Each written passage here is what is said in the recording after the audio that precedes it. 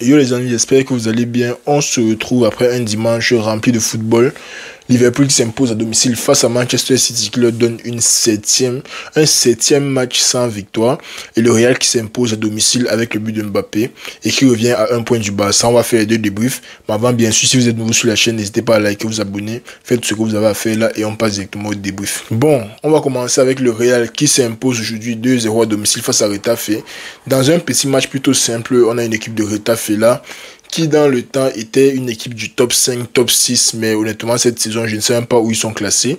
Ils ont pris 2 points sur combien possible? 2 points sur 21 possible à l'extérieur. Avant le match c'était 2 sur 18, donc on n'était pas très inquiet en entrant dans le match. On entre dans le match contre Retafe, on a un retour de Rodrigo, on a une attaque composée de Rodrigo, Brahim Diaz et Mbappé à gauche.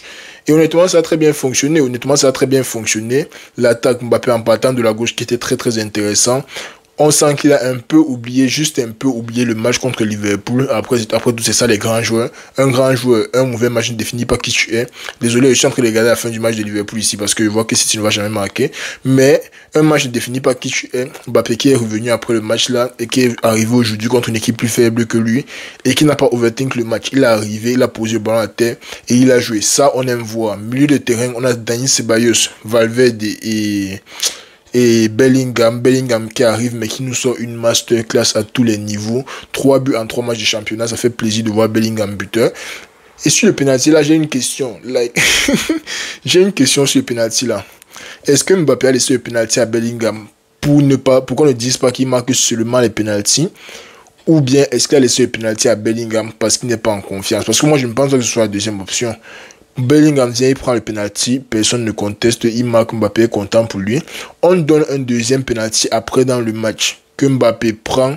On le voit en train de vouloir donner à Rodrigo. Rodrigo dit non, ne t'inquiète pas, si, avant que l'arbitre n'annule le penalty. Donc, moi, c'était très curieux de voir Bellingham tirer un penalty.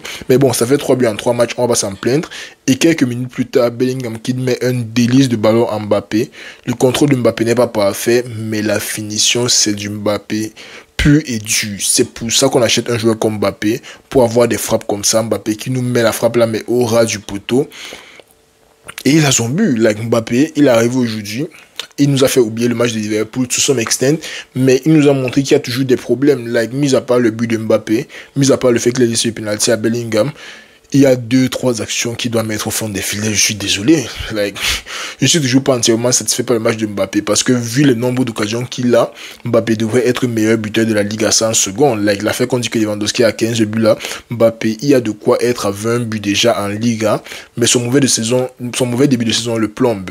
Ça le plombe. Mais à part ça, c'est petit à petit, on s'attend pas à avoir un Mbappé qui ne vaut rien un jour et le lendemain venir avoir un triplé.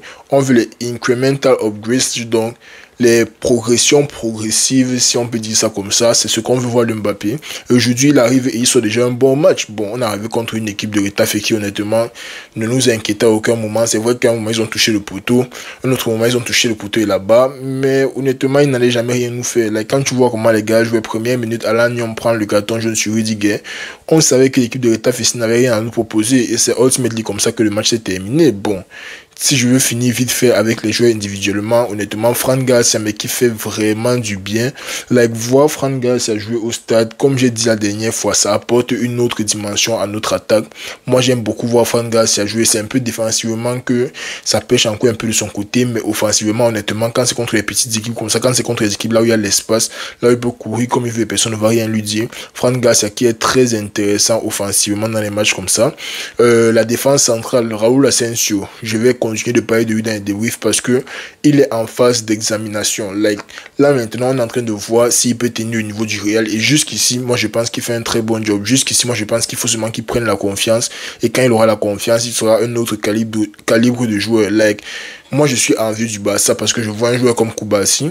Et enfin, on a un petit qui vient du centre de formation qui essaie d'entrer dans l'équipe première et qui a l'air d'avoir le talent. Il faut qu'on l'encourage, il faut qu'on essaie de le pousser vers l'avant. Et s'il était nul comme Vallejo, je n'avais jamais fait tout ça pour lui, je n'avais jamais parlé pour lui comme ça. Mais Raúl Asensio, c'est un joueur qui montre de la promesse. Et il faut le pousser, il faut l'aider à progresser. Il faut qu'on continue de lui donner les minutes. Déjà qu'on n'a pas le choix. Mais il faut qu'on continue de lui donner les minutes là, comme ça, d'ici la saison prochaine. Qui sait, il peut être un starter. Parce que moi, je pense qu'il y a une bonne complémentarité avec Rudiger. Et c'est quelque chose sur quoi on peut travailler défensivement. Bon, Vasquez, honnêtement, il fait son match offensivement, défensivement, à gauche, droite. Ailier gauche, ailier droit, centre-back, partout là où Vasquez on le met, il fait son match. Le milieu de terrain très intéressant aussi, Dani Ceballos, mais le gars là c'est un distributeur de bonbons. Le nombre de bonnes passes qu'il a mis derrière la défense sont incalculables. Dani Ceballos qui nous distribue les passes là comme un pizzaiolo, c'est incroyable. Très très beau match de Dani Ceballos, ça fait plaisir de le voir comme ça. Et honnêtement, il n'est pas si vieux que ça. S'il continue de jouer comme ça, pourquoi pas se faire une place de titulaire dans l'effectif du Real, si qui n'a pas une stabilité au niveau du milieu de terrain. On sait seulement que, bon, Bellingham est titulaire, Valverde est titulaire, Camavinga in and out avec des blessures. Pareil avec Tchouaméni, n'arrive pas à enchaîner 2-3 mois d'action. Si Ceballos continue comme ça va lui donner plus de minutes de jeu. Et même dans les petits tournois, on va pouvoir lui donner des minutes de jeu. Et là, on peut actuellement jouer pour tous les tournois. Parce que quand on part jouer à la Copa, on te met Bobby Hendrick, on te met Arda Güler, mais il n'y a pas de backbone derrière. Les gens qui sont derrière là, on ne sait pas d'où ils sortent. Ça fragilise derrière. Et si les gars devant n'arrivent pas à marquer, il faut au moins qu'il y ait des gens derrière pour les lancer. Donc, Dani Ceballos, honnêtement, il me fait très plaisir. Mon homme du match, Bellingham, un but, une passe D. Comme j'ai dit, il continue sa forme magnifique. Il a marqué, il a donné la passe à Mbappé. L'attaque, Brahim Diaz qui fait son match. Rodrigo, il fait très bien, very unselfish Rodrigo, il est très généreux, il est toujours en train de vouloir donner les ballons, toujours en train de vouloir faire les autres marquer, mais il est revenu en action, et ça c'est bien déjà, ça marche bien avec Mbappé devant, moi ça me fait plaisir, et Mbappé qui nous soit un très bon match, mais les buts n'ont pas suivi, c'est tout, mais sinon à part ça, Mbappé fait un bon match, c'est plaisant, c'est encourageant pour l'avenir. Maintenant tout ce qui manque, c'est tout ce qui manque, c'est seulement mettre le ballon derrière les goals. Quand tu dribbles le gardien, compose-toi après, tu sais qu'il y a la place, tu mèches le ballon dans les goals. Quand tu es en face à face, respire, tu sais qu'il y a le temps, tu mèches le ballon dans les goals. Mbappé, là maintenant, il devait déjà avoir même 3 triplés, il devait être comme un Haaland avec ses débuts à City, mais on ne met pas la pression. On attend Mbappé, on sait qu'il va venir petit à petit. Il est déjà à 10 buts cette saison, ça fait plaisir. Je suis persuadé qu'il peut toujours atteindre les 30 buts. Pourquoi pas les 40 buts s'il revient à 100%? Mais bon, victoire du Real Arita fait 2-0. Et dans le deuxième match, on a eu un Liverpool City. Waouh. Déjà, je suis persuadé que les gars mettent les filtres sur leur diffusion. Parce que je n'arrive pas à comprendre comment le match est aussi beau visuellement. Tu regardes le match, les fans sont dans tes oreilles. L'image est belle. Tu as l'impression d'être dans une salle de théâtre, étant dans ta chambre en train de regarder dans le match. Liverpool City, un très beau match, très belle affiche. On attendait tous le match parce que City est à 6 matchs sans victoire et Liverpool est en train de rouler sur tout le monde là maintenant et le match n'a rien changé. La première mi-temps du Liverpool City ici était incroyable niveau de débauche d'énergie. Tu vois deux équipes qui ont envie de prendre l'ascendant psychologique sur l'autre. Cette équipe met la pression dès la première minute, mais honnêtement Liverpool est juste trop fort. Le gars qu'on appelle Gravenberch au milieu de terrain là, mais il est comme une tour de contrôle. Je m'attendais pas à ça quand Liverpool l'a acheté, mais c'est vraiment un gars qui est comme une tour de contrôle. Il gère tout le milieu de terrain là, lui tout seul. Il fait beaucoup de bien à Liverpool. Et quand tu as un Trent Alexander-Arnold côté droit avec Mohamed Salah, ça ne peut qu'aller vite. Le premier but de Liverpool c'était incroyable, contrôle de Trent, il met 5 fois Salah, ballon tendu, Salah rattrape, il prend et la passe de Salah pour Gakpo, chef's kiss, il n'y a rien à dire. Liverpool est seulement beaucoup trop fort cette année. Ça part d'un côté avec le sentiment de renouveau là parce que le club avait déjà duré. Et moi je pense que c'est un problème que City a parce que City, l'équipe de City n'est pas faible, mais peut-être qu'ils sont déjà dans un système qui est déjà trop redondant et ils n'arrivent pas à faire autre chose. Ils n'ont pas les idées claires pour imaginer un autre style de football, tellement le football de Guardiola c'est un football concis. Le football de Guardiola est très mécanique. Le football de Guardiola, si tu mets un bloc comme ça et un bloc comme ça, et le bloc qui doit tourner pour que le bloc puisse tourner, ça doit être comme ça pour fonctionner. Et la plupart du temps ça fonctionne parce que voilà ton téléphone, voilà mon téléphone. Quand on a conçu ça comme ça pour que ça fonctionne, mais quand ça commence à ndem, quand ça commence à malfonctionner, c'est du n'importe quoi. Et moi je pense que c'est ce qu'il faut à City, ce qu'il a eu à Liverpool.